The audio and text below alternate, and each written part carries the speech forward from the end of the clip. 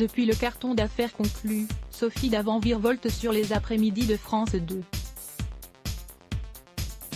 Auréolée d'audience exceptionnelle, l'émission porte Sophie Davant en véritable star du service public, une vraie récompense pour celle qui fait le bonheur des téléspectateurs de la deuxième chaîne depuis la fin des années 80.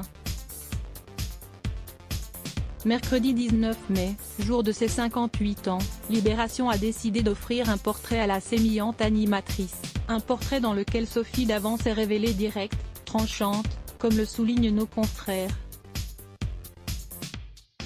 L'ex-compagne de Pierre Sled s'est confiée en toute sincérité abordant des questions aussi épineuses que les accointances politiques ou encore l'argent. L'ancienne présentatrice de la météo déclare qu'elle a voté pour Emmanuel Macron au premier et au second tour lors de l'élection présidentielle de 2017.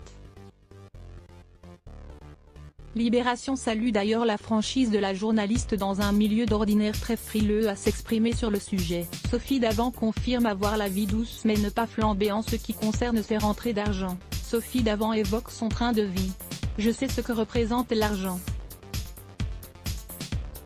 Je le dépense en fringues, en bouffe avec les copains, en vacances en bord de mer. Cela me fait la vie douce, mais je ne flambe pas », raconte-t-elle à Libération qui dévoile certaines informations relatives aux revenus approximatifs de l'animatrice. La Cour des comptes veille à ce qu'aucun salarié ne dépasse les revenus de la présidente de France Télé, 320 000 € bruts annuels. Davant vogue donc dans ces eaux-là, n'ayant pas voulu se faire productrice de ces émissions, précisent nos confrères.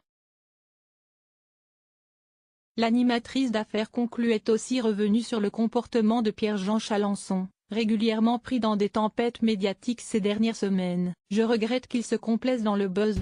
C'est du gâchis. Il est passionné, drôle, original.